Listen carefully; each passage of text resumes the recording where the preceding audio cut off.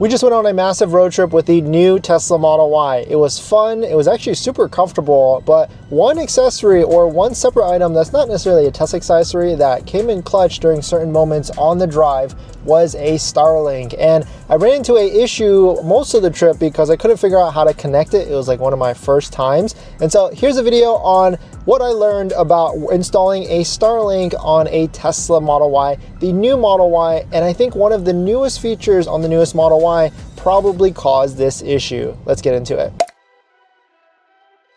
We just did a massive road trip from Austin, Texas to California. It was 1,300 miles, crazy amount of stops. I think like 11 or 12, I've lost count at this point. Definitely check out that video on the channel if you want to watch that whole experience, because I showed the total cost, which is actually surprising in terms of how I thought it was going to be way more, and it was way better than the Cybertruck road trip we did. But before we get into showing you where I installed the Starlink, which you might be able to see in this frame, shout out to Jawa for sending us a USB-C to Starlink cable, which was definitely needed because there would be no way for me to power this Starlink in the Model Y. But you can see where we went ahead and installed it and it actually worked. But let me talk about where it didn't work for the longest time. In like the first 5 hours of the road trip, I tried to install it right up here on this glass roof. I bought a suction cup mount. It was like pretty cheap, like I think $30. I'll link it down below in the description from Etsy on where I got it. And I put it together pretty easily, put it on the top of the roof in the rear side over here, and for some reason it just would not connect. It wouldn't find any of the satellites to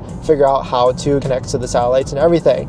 And then I started to realize, what if this roof, because they say in the marketing materials that this roof is 7 times more heat resistant or whatever, what if that material is blocking these Starlink radio waves or satellite waves or whatever it is? And so I tried it even more. I moved it to a couple different areas and it still would not connect. I even rebooted it like a ton of times, like 3 or 4 times give or take, and it still would not connect. And so I thought about it, well, what if I install it back here in the trunk? But before I show you where I installed it, in case you're curious on Starlink, this is the Starlink Mini, and it was pretty clutch in terms of going through those remote areas and having some sort of data connection. The Starlink Mini cost me $480, and on top of that, you can get a month-to-month plan that is 50 gigabytes for $50 a month. And so my thought process was to get this when we go through like off-roading trips and things like that, or even road trips, get the $50 when we need it, and then just cancel it right after that. And so definitely, if you're interested in this, definitely check out our referral link for Starlink down below in the description. So let me show you how we installed it on the rear glass. So here's an example of the Starlink. I mean, we are in Los Angeles, so 56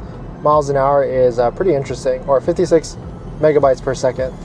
A few moments later. So here's how we mounted it. We mounted the Starlink on the back with this type of suction cup mount, and this seems to be the best spot to actually mount it. You could mount it on the front windshield over there, but then that blocks your visibility. I guess both locations actually block your visibility. But here is what we did. We suction cupped it to the back of the Tesla Model Y, and it was pretty good in terms of speeds and everything throughout the trip. And so pretty clutch and crucial throughout the whole trip. So let us know what your thoughts are on this mounting area, and where would you put it if it was in a different spot.